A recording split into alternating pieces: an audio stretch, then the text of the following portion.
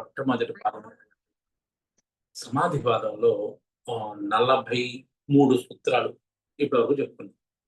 ఇవాళ 44వ సూత్రం చెప్పుకోవాలి. మేబీ 45, 46 కూడా మేబీ మన టైంని బట్టి. సో ఇంతవరకు జరిగింది ఇది. సో పతంజలి యోగ సూత్రాలు ఒక విచిత్రమైనటువంటి, అంటే ఎందుకు విచిత్రమైన పదం వాడతానంటే, it's a very difficult and tough language use చేస్తాడు పతంజలి. అలాగే అవి కూడా చాలా క్యాలిక్యులేషన్స్, ఒక మ్యాథమెటికల్ ఫార్ములాస్ లాగా, లేదంటే సంథింగ్ కెమిస్ట్రీలో ఫార్ములాస్ ఉంటాయి, ఫిజిక్స్ లో ఫార్ములాస్ ఉంటాయి. ఇట్లా ఒక ఫార్ములేషన్ ప్రకారం ఉంటుంది తప్పించి సమ్ ఈజీగా చెప్పేద్దాం, లేదంటే సమ్ ఎక్స్ప్లెనేషన్ ఇద్దాము, లేదంటే సమ్ ఎగ్జాంపుల్ ఇద్దాము అనేది ఎక్కడ చెప్పడు. ఇది బిగ్గెస్ట్ టఫెస్ట్ ప్రాబ్లం. అంటే డైరెక్ట్ గా ఒక సూత్రం చదివితే మనకి అర్థం కాదు. దట్ ఎవరైనా ఒక ఎక్స్ప్లెయిన్ చేయాలి మనకి, లేదంటే ఆ పుస్తకాన్ని వేరే పెద్దవాళ్ళు ఎవరైనా చదివిన తర్వాత దాన్ని మళ్ళీ కామెంటరీస్ రాసి, ఆ కామెంటరీస్ బట్టి మనం మిగతా విషయాలు అన్నిటితోటి దాన్ని ఏమంటామంటే రకరకాల విషయాలను సంగ్రహించి తెలుసుకుంటేనే ఈ సూత్రాలు అర్థమవుతాయి తప్పించి జస్ట్ లైక్ భగవద్గీత లాగా అర్థం కాదు. నేను మొన్న చాలా not we cannot call it as research. So ఈ మధ్యన చాలా ఇది పతంజలి యోగ సూత్రాలు చేసిన తర్వాత చాలా దీని మీద ఎక్కువ చదవడం మొదలు పెట్టిన తర్వాత నాకు చాట్ జీపీటీని ఒక క్వశ్చన్ వేసాను. ఏంటి చాట్ జీపీటీని ఒక క్వశ్చన్ ఏం వేసానంటే, సరే ఇంచుమించుగా Bhagavad Gita 2nd century 4th century BCE likely పెట్టుకోండి, ఈ టైం లైన్ కరెక్ట్ గా లేదు దానికి Bhagavad Gita. At the same time Patanjali yoga సూత్రాలు కూడా ఇంచుమించుగా అదే time 4th century BCE.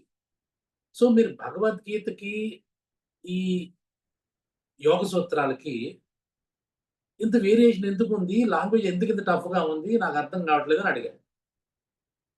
Yes this is right అని చెప్పేసి ఏది ఎక్స్ప్లెయిన్ చేసింది ఏంటంటే చాలా నీట్ గా ఎక్స్ప్లెయిన్ చేస్తుంది. ఏమంటది, బాబు భగవద్గీతలో ఏం చెప్దాం అనుకున్నాడు, ఒక ఫిలాసఫీ చెప్దాం అనుకున్నాడు. అందరికీ జనసామాన్యానికి అర్థమయ్యేలా చెప్దాం అనుకున్నాడు ఆయన. వ్యాసుడైతే వ్యాసుడు, ఎవరైతే ఆయన. సో ఆ జనసామాన్యానికి అర్థమయ్యేలా చెప్పడంలో చెప్పేటప్పుడు కొన్ని ఎగ్జాంపుల్ చెప్పాలి, అలాగే ఇంకా కొన్ని వాటిని విడమర్చి చెప్పాలి, అలాగే కొద్దిగా పొయిటిక్ గా చెప్పాలి, అలాగే ఛందస్సు రూపంలో చెప్పాలి. ఛందస్సు రూపంలో చెప్తే ఏంటంటే గుర్తు పెట్టుకోవడానికి ఈజీగా ఉంటుంది. అందుకే మనకి చాలా వరకు భగవద్గీతలో శ్లోకాలు ఈజీగా వచ్చేస్తాయి. జాగ్రత్తగా గమనించండి. బికాజ్ అనుష్టుప్ ఛంద ఉంటుంది, దాంట్లో అనుష్టుప్ ఛందస్సు ఉంటుంది. అనుష్టుప్ ఛందస్సులో చెప్తాడు కాబట్టి మనకి ఈజీగా అర్థమైపోతుంది. ఒక ఫస్ట్ లైన్ గుర్తొస్తే మొత్తం మిగతా 4 లైన్లు గుర్తొచ్చేస్తాయి. బట్ వేరేజ్ ఇన్ ఇది యోగ సూత్రాల్లో ఫస్ట్ అక్షరం కాదు కదా, 2 లైన్లు చెప్పినా 3వ లైన్ ఉంటే 3వ లైన్ రాదు మనకు. అంత కష్టంగా ఉంటే ఎందుకు అంటే ఆయన చెప్తాడు చాలా క్లియర్గా. అంటే ఆయన కాదు, మన చాట్ జీపీటీని ఎవరు డిజైన్ చేస్తారు వాళ్ళు చెప్పింది ఏంటంటే, so this is not for common people, masses కాదు. ఆయన చెప్దాం అనుకున్నది ఎవరికి అంటే, he wanted to something like tell it not in poetic way, in a formulation వే.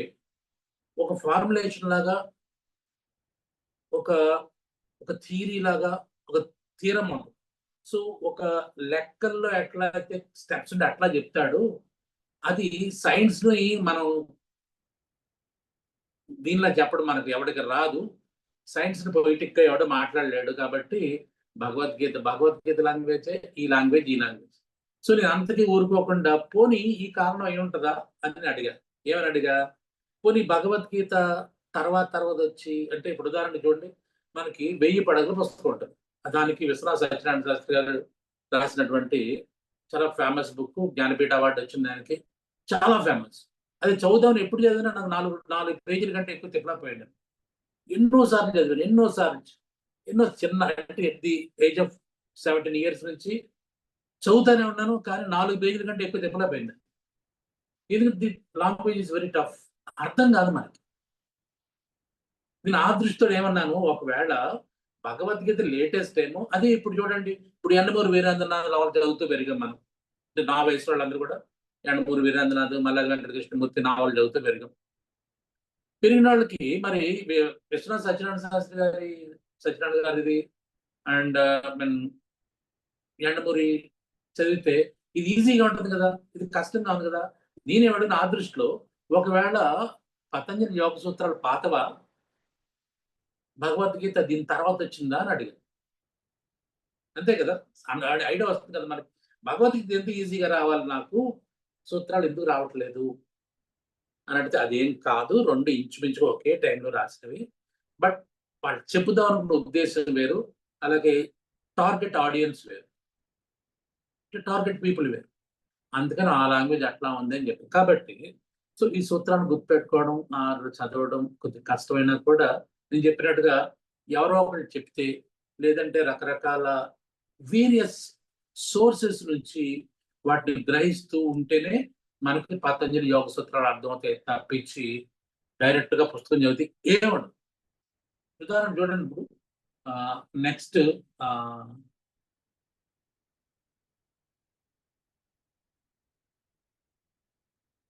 43 సూత్రం లాస్ట్ చాలా గట్టిగా మాట్లాడుకున్నాం.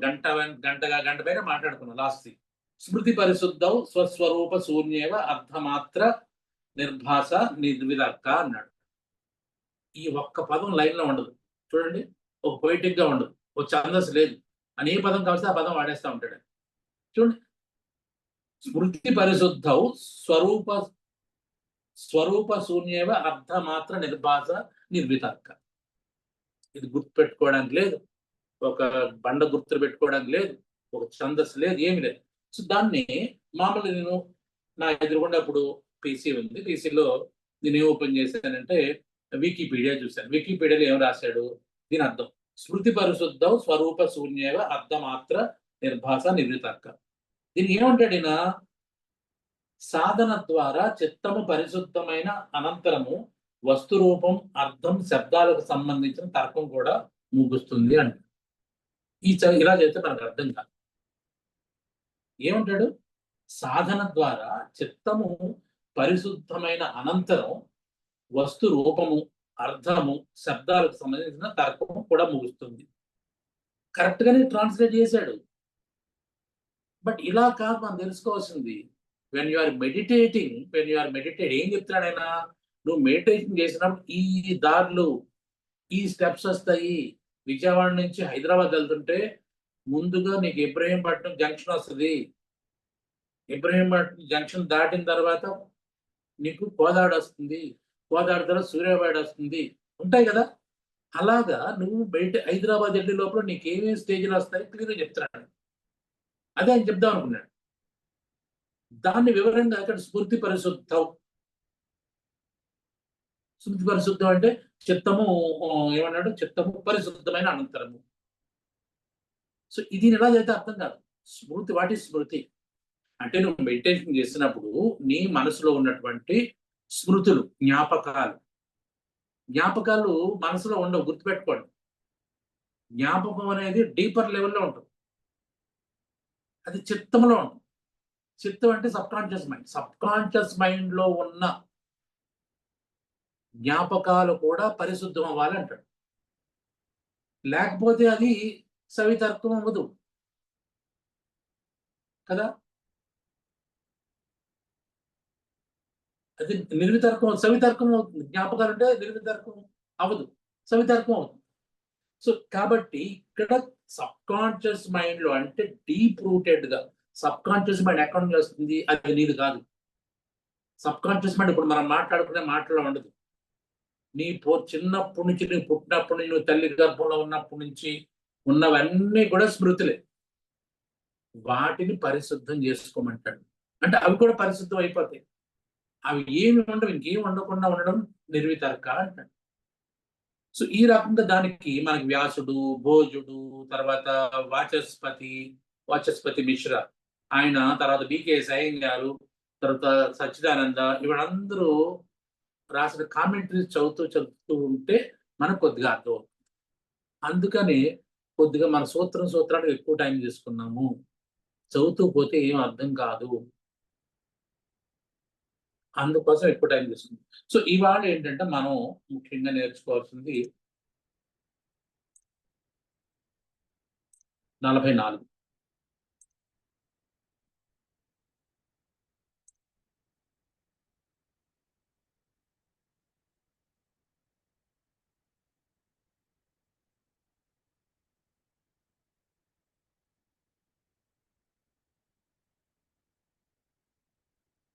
This is interesting. 44 కొద్దిగా one second interesting in the sense okay దీంట్లో ఎక్కువగా ఏమి ఉండదు. ఏత ఏవ సవిచార నిర్విచార చ సూక్ష్మ విషయ విఖ్యాత అంటాడు. ఏతయ విడగొడితే ఏతయ ఏవ సవిచార నిర్విచార చ సూక్ష్మ విషయ వ్యాఖ్యాత. అసలు దీంట్లో మామూలుగా ఏం అర్థం కాదు. ఎంత సంస్కృతి వచ్చాడో కూడా అర్థం కాదు. ఏత ఏవ అంటే ఈ రకంగా, ఏత ఏవ ఏత ఏవ అంటే ఇలాగే. అంటే ఇలాగే అంటే ఎలాగా? ఇంతకుముందు సవితర్క నిర్వితర్క చెప్పిన తర్వాత 42 మీన్స్ సవితర్క, 43 నిర్వితర్క. ఓకే అండి. ఇప్పుడు 44లో ఏం చెప్తున్నాడు? ఆ పాత వాటిలాగే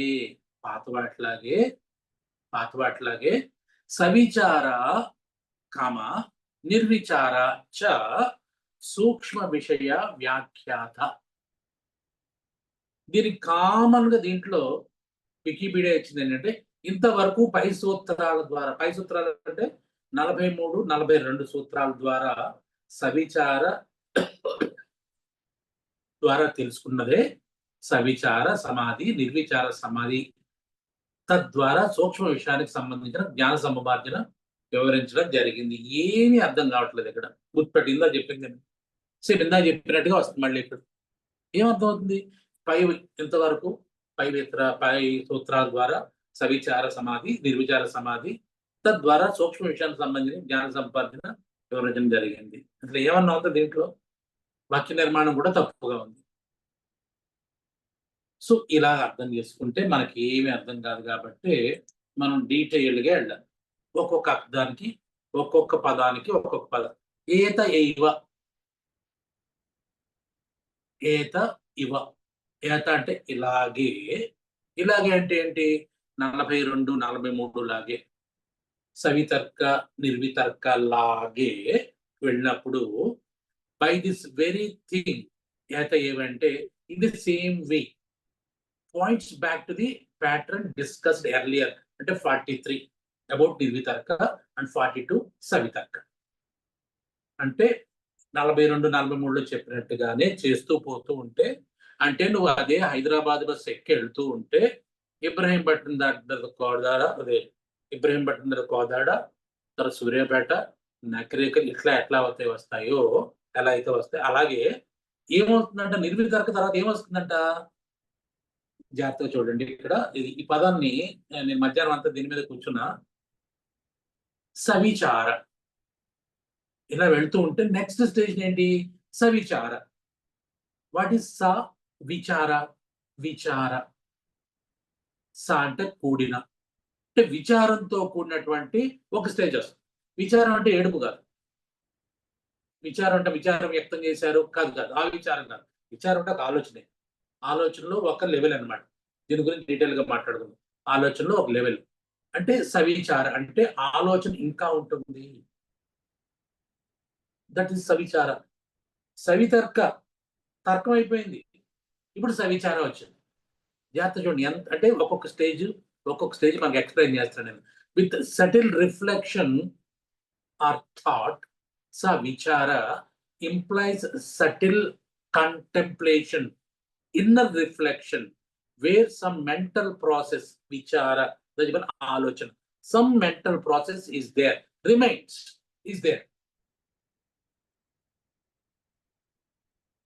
Though at a more refined level. So సవితర్కం అయిపోయింది, నిర్వితర్కం అయిపోయింది. సో ఇబ్రహీంపట్నం దాటిపోయాం, కోదాడ దాటిపోయాం. నెక్స్ట్ మనకి నెక్స్ట్ వస్తుంది ఏంటి, సూర్యాపేట హైదరాబాద్ వెళ్తుంది. సో ఈ దారిలో మనకి ఇక మనకి ఏమవుతుందంటే చూడండి, ఈ రోడ్లన్నీ రష్గా ఉంటాయి కదా. ఈ రోడ్లు విజయవాడ బయలుదేరాము, విపరీతం rush rush rush rush rush. ఇదంతా కూడా సవితర్కం. సో ఇబ్రహీం పట్టిన తర్వాత కొద్దిగా రోడ్లు కాస్త ఖాళీ అవుతాయి, నిర్వితర్కం. లెస్ ఆలోచన అంటే ఈ శబ్ద రూప జ్ఞానం అన్ని నశిస్తాయని చెప్పాడు కదా. తర్వాత స్మృతి కూడా నశిస్తుంది అన్నాడు కదా తర్వాత. సో ఈ రకంగా సూర్యాపేట దాటిన తర్వాత ఇంకా రోడ్లు ఇంకా వెడలిపోతాయి, 4 లేన్లు 6 లైనర్స్ వస్తాయి, రోడ్డు ఫ్రీగా వెళ్ళిపోతున్నాయి. అంటే మనకేం ఆలోచనలు ఉండవు, ఈ అడ్డొస్తాడు అడ్డొస్తాడు అని అడ్డు లేకుండా ఆ ప్రయాణం అలాగే వెళ్ళిపోతుంది. సో వెడల్పు రోడ్లు, నో ట్రాఫిక్, మీ ప్రయాణం ఎట్లా ఉంటుంది, దట్ ఈస్ సవిచారం. బట్ ఇంకా అక్కడక్కడ మీ ముందో మేము వెనకో ఎక్కడో 5 నిమిషాలకో 10 నిమిషాలకో ఏదో వెహికల్ వెళ్తానే ఉంటుంది. అందుగురించి a subtle process where some mental process, subtle అంటే సూక్ష్మమైనటువంటి మెంటల్ ప్రాసెస్ జరుగుతూనే ఉంటుంది. ఈవెన్ దో యు క్రాస్డ్ నిర్వితర్క, చూడండి, వేర్ సమ్ మెంటల్ ప్రాసెస్ విచార remains though at a more refined level. ఇది సవిచారం. Then what about నిర్విచార? Without subtle reflection. అంటే ఇంకిందాక ఉన్నటువంటి ట్రాఫిక్ కూడా తగ్గిపోయింది. అంటే 5 నిమిషాలకి 10 నిమిషాలకి వచ్చిన ట్రాఫిక్ కూడా ఈసారి 15 నిమిషాలకి 20 నిమిషాలకి ఏదో వెహికల్ వస్తూ ఉంది ఇటో అటో అనుకోండి, ఇంకా ఎక్స్ప్రెస్ హైవేలోకి వెళ్ళిపోయారు అనుకోండి, దట్ ఈస్ నిర్విచారం. But journey is going on, you know you are travelling, and somehow అరగంటకో పావు గంటకో 30 గంటకో ఒక వెహికల్ అట్టో ఆ రోడ్లోనూ ఈ రోడ్లోనూ వెళ్తూ ఉంటుంది. దిస్ ఇస్ నిర్విచారం. ఎందుకు అంటున్నారంటే జాగ్రత్తగా, వితౌట్ సటిల్ రిఫ్లెక్షన్ అంటే థాట్, అంటే వితౌట్ ఎనీ థాట్, ఇంకా థాట్స్ ఏముండు మనకి. నిర్విచార where even that subtle reflective process is drop, the mind is absorbed without residual subtle thinking. అంటే థింకింగ్ అనేది ఆగిపోతుంది. నిర్విచారం గుర్తుపెట్టుకోండి. థింకింగ్ ఆగిపోయినంత మాత్రాన మనం ఇంకా హైదరాబాద్ రాల, ఇంకా మన సమాధి స్థితికి వెళ్ళలేదు. అందు గురించి చెప్పేది. సో అంటే సర్టెన్ అంటే మీరు ఇంతకు ముందు ఉన్న రష్, ట్రాఫిక్, జామ్స్ ఇవన్నీ లేవు. But you are still travelling. అంటే మీరు ట్రావెల్ చేస్తున్నాడు మీకు అర్థమవుతుంది, బట్ ట్రాఫిక్ చాలా క్లియర్గా ఉంది, ఏమీ లేదు, రోడ్డు ఫ్రీగా ఉంది, మీ ప్రయాణం వెళ్ళిపోతుంది. దిస్ ఇస్ నిర్విచారం. మీకు అర్థమైంది అనుకుంటాను. సో ఈ రకంగా అర్థం చేసుకుంటే మనకి ఈజీగా ఉంటుంది. సో ఇక్కడ ఏమవుతుంది, సూక్ష్మ విషయ అనే పదం వాడాడు ఇక్కడ, అంతే కదా. జాగ్రత్త చూడండి, ఇది సూక్ష్మ విషయ. ఏత ఏవ అలా మీరు వెళ్ళిపోతూ ఉంటే ప్రయాణం చేస్తూ నిర్వితర్క దాటిపోయిన తర్వాత సవిచార నిర్విచార స్టేషన్స్ వస్తాయి. అక్కడ సూక్ష్మ విషయ వ్యాఖ్యాత అంటే చెప్తున్నారు, సూక్ష్మ విషయాలు ఉంటాయని చెప్తున్నారు. వ్యాఖ్యాత అర్థమైందా? ఇది వెరీ సటిల్ లెవెల్లో జరుగుతుంది. సూక్ష్మ విషయ, వెరీ వెరీ సటిల్.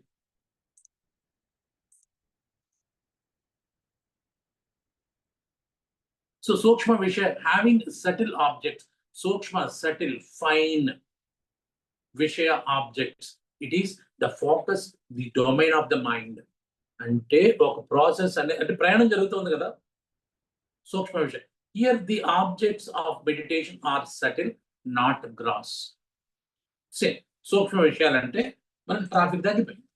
వ్యాఖ్యాత, this is how they explain or explained, defined, made known, మనకు తెలిసేలా చెప్తారు అన్నమాట. దిస్ ఇస్ passive, adjunctival in sense. These states are being described by or indicated by the same method.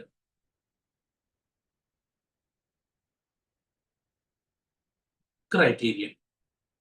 So సూక్ష్మ విషయాలు నీకు తెలుస్తూ ఉంటాయి. ఇది సూక్ష్మ అంటే వెరీ వెరీ సటిల్, డీప్ లెవెల్లోకి నువ్వు వెళ్ళావని అర్థం. Okay, right.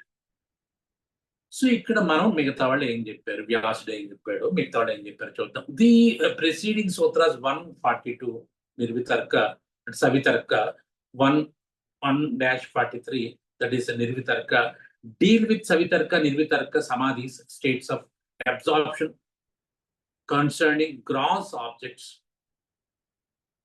receptible by senses with form etc. in one అంటే ఇప్పుడు 144 సూత్రాలో Patanjali moves to the discussion to the higher subtler states, those involving subtle objects. In the same way, eta eva, same way, the pattern of with reflection, without reflection is carried over. So this is eta eva. What is subtle object here?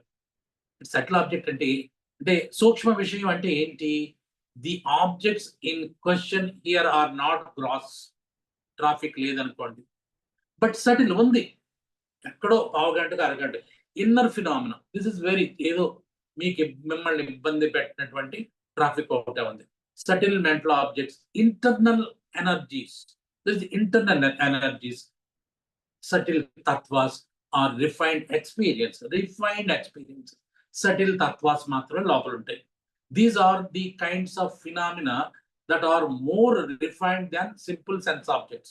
అంటే ఇంకా మిమ్మల్ని ఇబ్బంది పెట్టవు, వస్తూ ఉంటాయి, ఏదో స్మృతులు వస్తూ ఉంటాయి.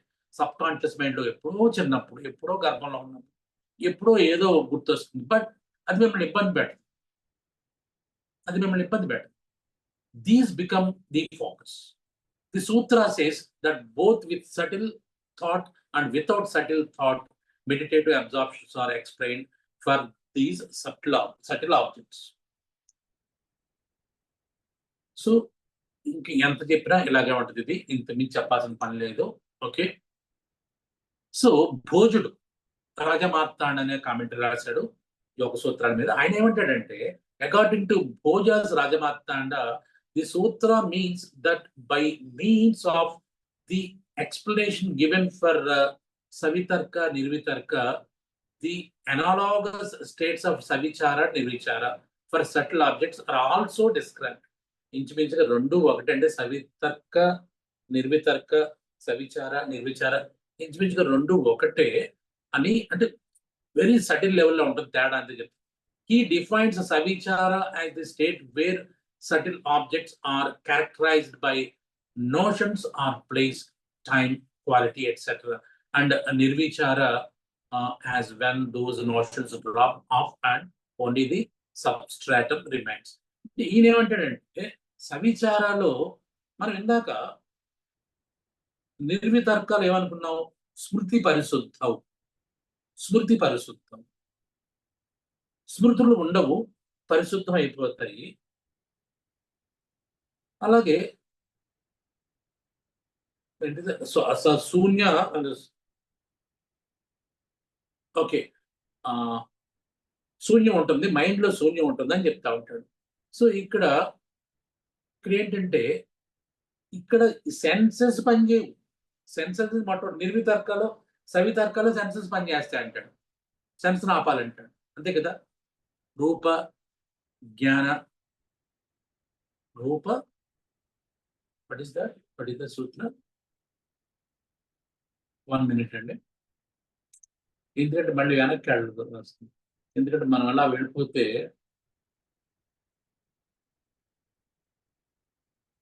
శబ్దార్థ జ్ఞానం, శబ్ద అర్థ జ్ఞాన వికల్పై, ఇక్కడ శబ్దం ఉంది, అర్థం ఉంది, జ్ఞానం ఉంది.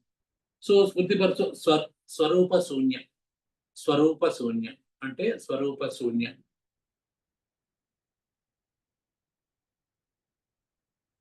ఇది కూడా ఉండదు, ఇది కూడా ఉండకుండా ఇక్కడ టైం, ఇక్కడ చాలా జాగ్రత్తగానండి ఏం చెప్తున్నాడో, టైం ఈ సేయింగ్ అబౌట్ టైం.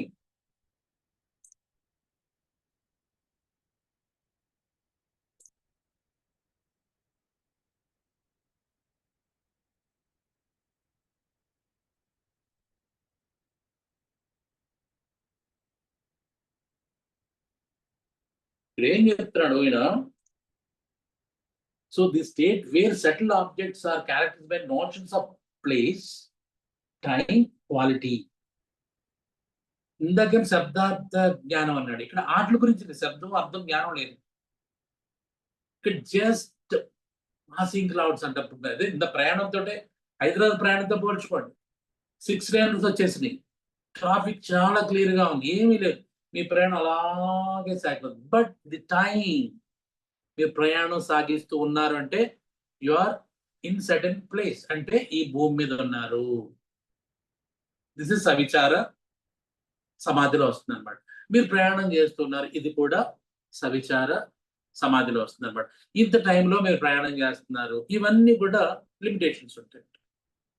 సో ఇది ఆయన చెప్పదలుచుకుంది. ఓకేనా? ఇది చాలు, ఇంకా అంతమించి డీప్గా వెళ్తే మనకి మెట్లెక్కు. సో నేనేం చేస్తున్నానంటే, సో ఇదంతా కాదు, అసలు వితర్కం అంటే డిక్షనరీ మీనింగ్ ఏంటి? సవితర్క, నిర్వితర్క చెప్పాడు కదా. అసలు దాంట్లో డిక్షనరీ మీనింగ్ ఏంటంటే వితర్క సవితర్క కదా. సవితర్కలో వితర్క ఈజ్ ఆఫెన్ ట్రాన్స్లేటెడ్ అంటే 42 సూత్రాల గురించి మాట్లాడుకుంటాం. వితర్క is often translated as reasoning, argument, deliberation, inquiry, cogitation, conjecture, okay, and sometimes doubt. ఇది సవితర్కం అంటే.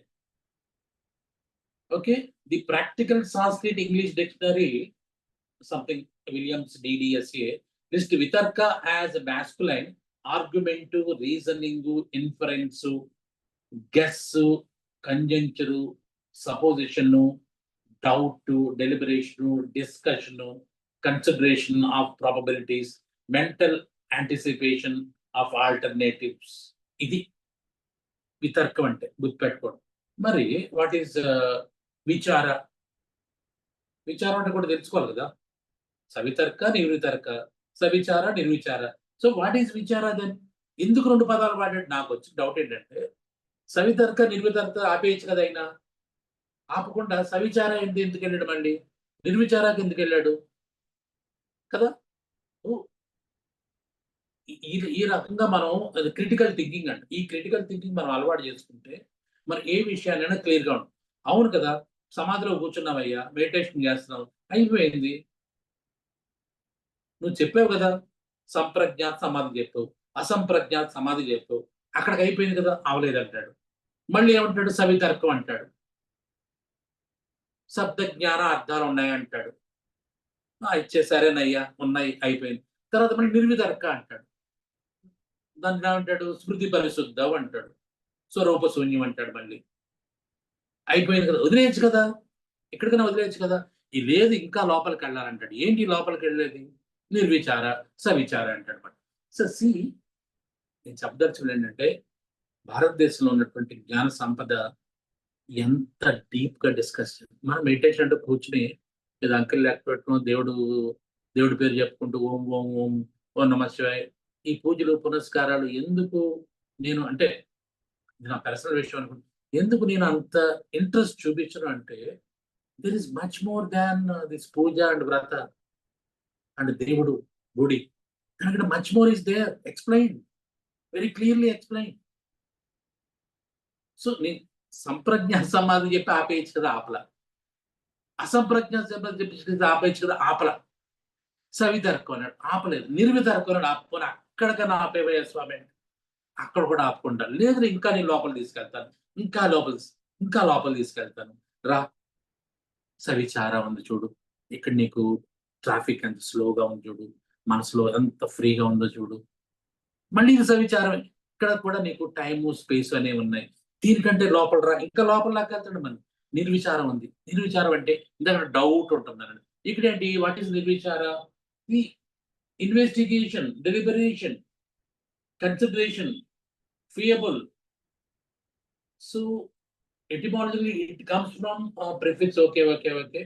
To move, roam, go. Vichara, suggestions, moving about in thought. It is exploring, inquiring, investigating. In Yogapedia, which are described as the yogic Vedantic practice, self-inquiry. Yes, exactly. Self-inquiry. లోపలికి వెళ్తాం. బయట శబ్దస్పర్శ జ్ఞానాన్ని అన్ని వదిలేసాం, వికల్పాన్ని వదిలేసాం, శబ్ద అర్థ జ్ఞానాన్ని వదిలేసాం, స్మృతులను వదిలేసాం, స్వరూపాన్ని కూడా వదిలేసాం. అంటే మైండ్ యొక్క స్వరూపాన్ని కూడా శూన్యం చేసుకోమన్నాడు కదా, అది వదిలేసాం. సో డౌట్ను వదిలేసాం. డౌట్ వదిలేసిన తర్వాత ఏమంటంట, సెల్ఫ్ ఇంక్వైరీ. సెల్ఫ్ ఇంక్వైరీ, నీ లోపలికి వెళ్ళడం ఎలాగా, నీ లోపలికి వెళ్ళడం ఎలాగా, అది ఏం చెప్తున్నాడు నేను. దిస్ ఇస్ నిర్విచార. ఎంత లోపల తీసుకెళ్తాడండి. మనం ఏదో గుడిలో దేవుడు ఉన్నాడు, ఆయన నమస్కారం పెట్టేస్తే పాపాలన్నీ ఆయన తీసేసుకుంటాం. ఇది కేవలం 1వ క్లాసు పాఠాలు. అవన్నీ కూడా 1వ క్లాసు పాఠాలు. గుడికెళ్ళి దండం పెట్టుకుని వ్రతం చేసేసి కొబ్బరికాయ కొట్టేసి ఆయన పెట్టినట్టు పెట్టి మనం తినేసి ఆ తినడానికే నాలాంటి వాడు పూజలు చేసి, ఇవన్నీ జాగ్రత్తగా ఆలోచించండి. మనకంటే ఇంకా లోపల చాలా ఉంది. ఇక్కడ చూడండి, ఈ సూత్రం చూడండి 45, ఇది కూడా డిస్కస్ చేసేసుకునేవాడు. సూక్ష్మ విషయత్వం చ అలింగ పర్యవసానం. ఏంటయ్యా నువ్వు సవిచారం చెప్పావు, నిర్విచారం తర్వాత సవిచారం చెప్పావు, అంతకుముందు సవితర్కం చెప్పావు, నిర్వితర్కం చెప్పావు, సంప్రజ్ఞ చెప్పావు, అసంప్రజ్ఞ చెప్పావు, నాకేంటి లాభం, ఎందుకు తీసుకెళ్తున్నావు, ఎక్కడ తీసుకెళ్తున్నావు అడిగితే ఇక్కడికి వచ్చాడు. సూక్ష్మ విషయత్వం చ అలింగ పర్యవసానం. ఇది కూడా చూసినండి, ఏం అర్థం కాదు మనం, ఏం అర్థం కాదు చూసినండి, క్లియర్గా చెప్తున్నాను. సూక్ష్మ విషయత్వం చ అలింగ పర్యవసానం. వాట్ ఈజ్ అలింగ, వాటి పర్యవసానం ఏంటి చెప్తున్నాడు సూక్ష్మ విషయత్వం. సో ఆ సూక్ష్మ విషయం గురించిన అవగాహన ద్వారా ఆ సూక్ష్మ విషయానికి మించిన రూపం లేని ఉత్కృష్ట పరమ పురుషుడు చేయము కాగలడు. ఇది కూడా సరైనటువంటి ట్రాన్స్లేషన్ కాదు. వర్డ్ బై వర్డ్కి వెళ్ళండి. సూక్ష్మ విషయత్వం, ది సటిల్నెస్, అంటే లోపలికి వెళ్ళావు కదా, లోపలికి వెళ్ళిపోయావు, ఇంకా లోపలికి వెళ్ళావు, నిర్విచారానికి వెళ్ళావు. The subtleness of objects. చ అంటే ఆల్సో, కూడా, అండ్. అలింగ unmarked, without a distinguishing sign, unmanifest, non-characteristic, is not having mark attributes. పర్యవసానం.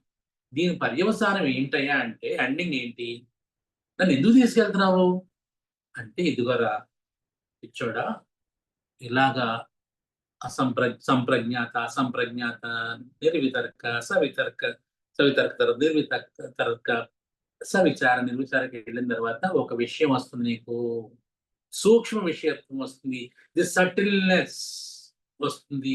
దట్ ఈస్ అలింగ. అలింగ పర్యవసానం, అదేగా చెప్పాడేనా, అలింగ పర్యవసానం. దెర్ ఇస్ నో లింగ. దెర్ ఇస్ నో లింగ అంటే ఇక్కడ ఒక మూర్తి లేదు, అక్కడ ఒక స్వరూపం లేదు నీకు అక్కడ. దట్ ఈస్ సూక్ష్మ విషయం. నువ్వు ఎందుకు తీసుకొచ్చాను ఇక్కడికి, నిన్ను గుళ్ళోకి ఎందుకు తీసుకొచ్చానంటే, దేవుడు విగ్రహం చూపించడానికి కాదు, దేవుడు వెనకాల ఇంకా ఉంది. దేవుడు అనేది నీకు ఒక మెట్టు, ఆ మెట్లు ఎక్కుతూ ఎక్కుతూ ఎక్కుతూ ఎక్కుతూ ఉంటే దైవత్వంకి వెళ్ళాలి. దేవుడి దగ్గరికి కాదు వెళ్ళేది, దైవత్వానికి వెళ్ళాలి. ఆ దైవత్వానికి అలింగ, దానికి లింగం లేదు. That's what is telling. Unmarked, without a distinguishing sign, unmanifest, ఏ మూర్తి లేదు అక్కడ. Non characteristic, it is not having any mark, ఒక గుర్తు లేదు, ఒక స్వరూపం లేదు, ఏమి లేదు. అది అక్కడికి వెళ్తున్నారా, అక్కడికి వెళ్తున్నారా, మన ప్రయాణం అది. ఆయన హైదరాబాద్ బస్ ఎక్కించింది అది కారణం. ఈ విజయవాడలో ఈ ట్రాఫిక్ లో కొట్టుకోకు, ఇంత మంచి ప్రయాణం ఇలా చేస్తూ చేస్తూ చేస్తూ వెళ్తే ఒక గమ్యానికి వెళ్తా. అక్కడ దెర్ ఇస్ నో లింగ, unmarked, no sign, unmanifest, non characteristic, not having any mark attributes. That is పర్విస్. అక్కడికి వెళ్ళడానికి మన ప్రయాణం.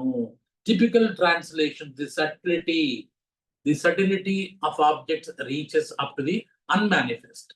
అంటే మేనిఫెస్ట్, ఇప్పుడు ఉదాహరణ గుడికి వెళ్ళాం, గుడిలో దేవుడు కనిపిస్తాడు, అదొక రూపం, అది manifestation.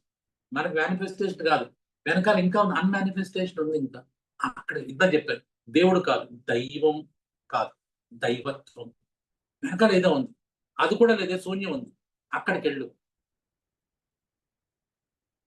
The province of subtle objects extend to the unmanifest. ఇదంతా ఈ ప్రయాణం ఎంత ఎక్కడికి వెళ్ళడం అంటే ఏమీ లేని చోటకి వెళ్ళడం, శూన్యంలోకి వెళ్ళడం. పూర్ణమద పూర్ణమిద విన్నారా? శ్లోకం విన్నారా? సార్ చూడండి. పూర్ణమద పూర్ణమిద పూర్ణాత్ పూర్ణాత్ మేమ ఉదచ్యతే.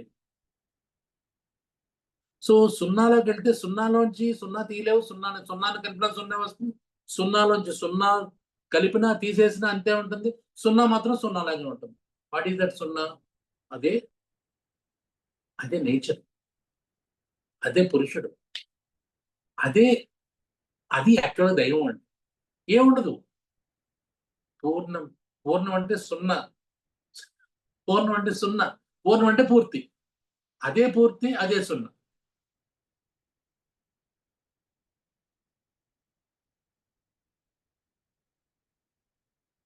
అర్థమవుతుందా? సో ఇది మన భారతదేశం యొక్క గొప్పతనం. ఈ మెటీరియలిస్టిక్ వరల్డ్ ఇవన్నీ వీళ్ళు చెప్పట్లేదు, దేవుడితో ఆగలేదు వీళ్ళు. దేవుడు కాదురా నీకు కావాల్సింది దైవత్వం, లోపలికెళ్ళు లోపలికెళ్ళు. ఇదే the subtle objectivity terminates into the indissoluble alias unmanifest.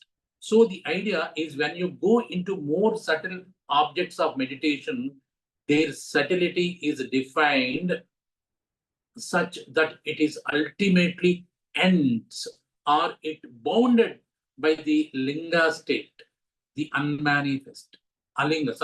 Alinga state, unmanifest, non-marked realm. So దీని గురించి ఇంతకు మించి ఎంత చెప్పినా ఇలాగే ఉంటుంది, ఇంకా వేదాంతం లాగా ఉంటుంది. ఓకేనా? ఇంకా చాలా ఉంది నేను చెప్పదలుచుకుంది, కానీ ఇంత చెప్తే చాలా నాకు తెలుస్తుంది.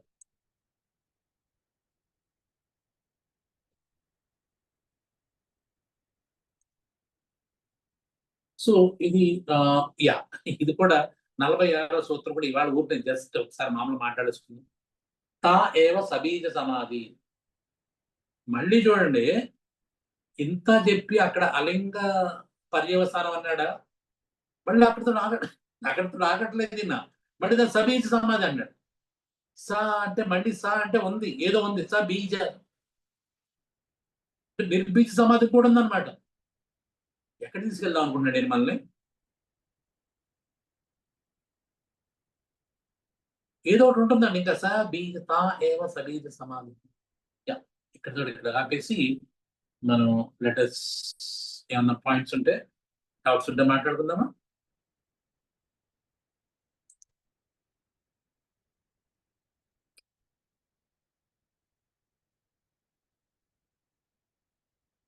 ఇంతకంటే డీప్గా వెళ్ళొచ్చు, బట్ ఏంటంటే ఓ నిజం చెప్పనా, నాకు ఇంతకంటే ఇది కూడా తెలీదు, నేను దీన్ని ఎప్పుడు రుచి చూడలేదు. కాబట్టి ఇంత రుచి చూడడం దాన్ని మీకు పుస్తక రూపంలో ఎంత థియరిటికల్ గా చెప్పినా నాకు అర్థం కాదు, మీకు అర్థం కాదు. కాబట్టి ఎవరి దారిన వాళ్ళు వెళ్ళి దీన్ని రుచి చూడాల్సిందే. నేను ఎక్కడికో వెళ్ళి మామిడిపండు, నూజివీడి మామిడిపండు బాగుంటుందని చెప్పేసి నేను ఢిల్లీలో చెప్పాను అనుకోండి, ఎలా ఉంటుంది సార్ అంటే తీగా ఉంటుందండి అంటాను. తీపి అంటే మా బెల్లంలో ఉంటుందా అని అడుగుతాడు అనుకోండి. నై నై నై బెల్లం నై, పోనీ షుగర్ లాడా, నై నై షుగర్ నై, కొన్ని పానకం నై. ఏం చెప్తావు నువ్వు? ఏం చెప్తావు వాడికి? ఢిల్లీ వాడికి నూజివీడి మామిడిపండు చెప్పాలి, ఎలా చెప్తావు? ఎలా చెప్తావు? వాడి తెలియదు, ఓహో ఓ ఐసయ్యే అంటాడు. అది ఆడికి వాడి తెలియాలి.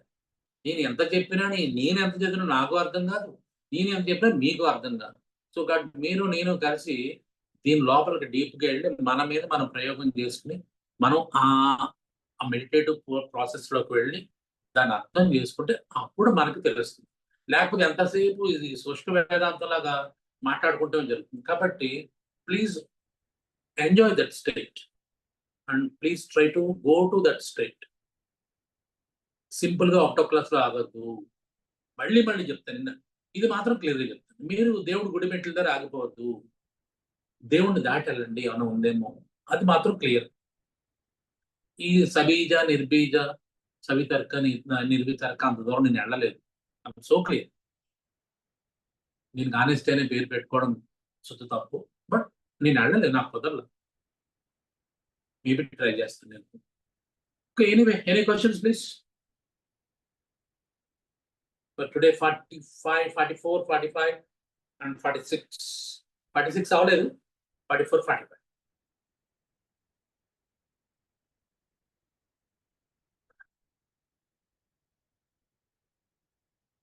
ఇది ఎంత ఈదినా అంతు దరి లేని సముద్రం గుర్తుపెట్టుకోండి. 196 సూత్రాల్లో మనం ఇంకా 40 దగ్గర ఉన్నాం. ఇప్పటికే మనకి ఏ ఒడ్డు కనిపించట్లా, కానీ ఉన్నాయి తక్కువే, 196. Very interesting. ఎనీథింగ్ ఇవాళకి కామెంటరీ అని ఉందా ఎవరిదన్నా?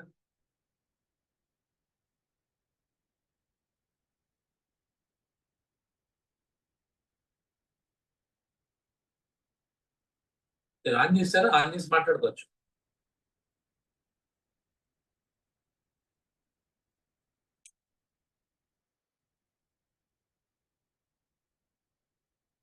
కృష్ణ ఏం మాట్లాడవా?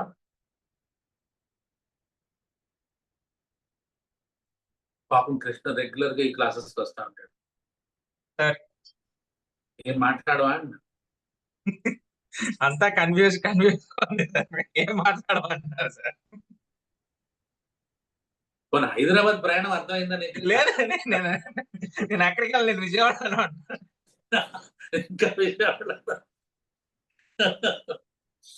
విజయవాడ ట్రాఫిక్ లో కొట్టుకుంటున్నావు అనమాట. నేను విజయవాడలో ఉంటాను, నేను ఎటు వెళ్ళను బాబు, నాకు వద్దు. Beautiful analogy, correct. ప్రయాణం ఈ సమాధిని స్టేట్ మనం ప్రయాణం కింద పోల్చుకుంటే ఇస్ ఎగ్జాక్ట్లీ ఇలాగే జరుగుతూ ఉంటుంది. సంప్రజ్ఞాత సంప్రజ్ఞాత, సవితర్క నిర్వితర్క, సవిచార నిర్విచార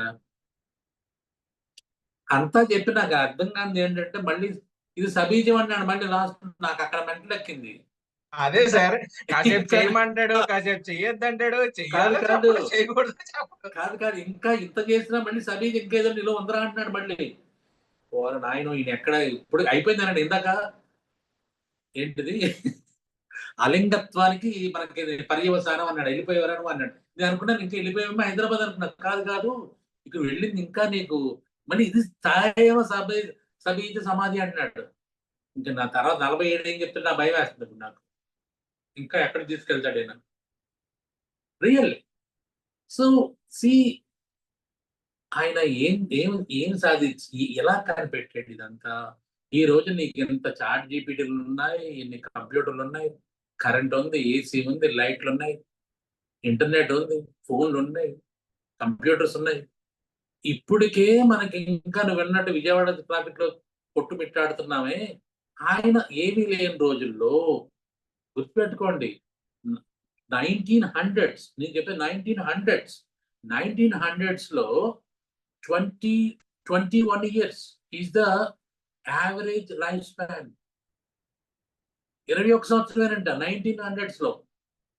average life span of India 21 years. అంటే ఎక్కువ మంది బతికేది 21 years తర్వాత లేరు యావరేజ్. ఇప్పుడు మనకి ఇంచుమించుగా 70, నాట్ 70, యాక్చువల్ 65 కదా వెళ్ళింది ఇప్పుడు ఇన్ని వచ్చి. ఆ రోజుల్లో అలాంటి రోజులు ఏమీ లేకుండా ఉండడానికి ఒక ఇల్లు లేదు. ఇప్పుడు మనం చూడండి, ఇల్లు వర్షం వచ్చినా, చలి వేసినా, ఎండ వచ్చినా వీఆర్ హ్యావింగ్ సొఫిస్టికేటెడ్ లివింగ్. ఎక్కడికైనా వెళ్ళాలంటే చక్కగా మనం కార్లు వెళ్తున్నాం, ట్రైన్లో వెళ్తున్నాం, ఫ్లైట్లో వెళ్తున్నాం, ఇంత వచ్చినాయే. మరి ఆయన అలాంటి ఏమీ లేని రోజుల్లో ఇంత డీటెయిల్డ్గా ఎలా మాట్లాడగలిగాడు? ఇప్పటికీ ఈ శతాబ్దంలో కూడా మనకు అర్థం, ఏదో చదువుకున్నాం అనుకున్న మనకే ఏమి అర్థం కానట్టు విధంగా ఆయన ఇంత అర్థం కాని విషయాన్ని ఆయన ఎలా అర్థం చేసుకున్నాడు, ఎలా ప్రాక్టీస్ చేశాడు, ఎలా చెప్పాడు ప్రజలకి, అప్పటి యొక్క ప్రజల యొక్క ఆలోచన విధానం ఎట్లా ఉంది, ఇది తలుచుకుంటేనే నాకు ఒక్కొక్కసారి ఏం దేశంలో పుట్టారా నాయన అనిపిస్తుంది. ఒక్కొక్కసారి ఏమి నేలరా బాబు, ఏమి గాలి, ఏమి నీళ్ళు, ఇదా దేశం అంది. ఇది నాకు చాలా సాటిస్ఫాక్షన్ ఇస్తుంది ఎప్పుడు కూడా. ఈ రాజకీయ నాయకులు ఇవన్నీ వదిలేసేయండి, వీళ్ళందరూ చెత్త చెత్త చెత్తాది చెత్త. ఇది కాదు. ఒక్కసారి బ్యాక్ వెళ్ళి మన విజ్ఞాన సంపదని, మన వారసత్వ సంపదని ఒకసారి గుర్తు పెట్టుకుంటే బా ఏం దేశంలో పుట్టాను రా బాబు అనిపిస్తుంది. Really I'm so glad, I'm so proud. Yes, anything for today?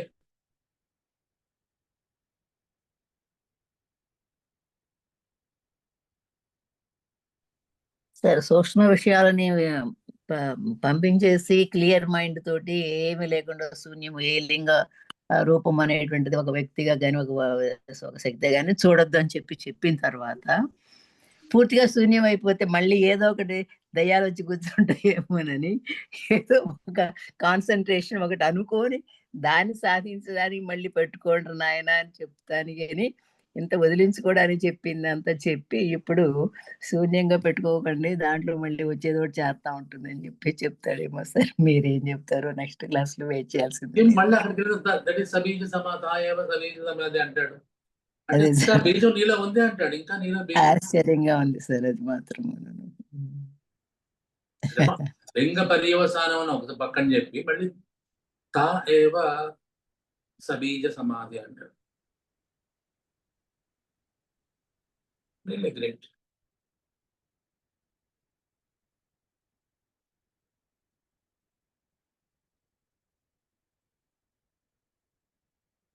Okay then. So ఆదివారం మనకి సోహం టాక్స్ 11 o'clock ఉన్నాయి. మళ్ళీ మన ఈ క్లాస్ అయితే మళ్ళీ ఫ్రైడే. మా రొటీన్ క్లాస్ అన్ని కూడా సోమవారం నుంచి యథావిధి. Okay then. Okay then. See you next time. Have a nice time. Thank you. Thank you, sir. Thank you.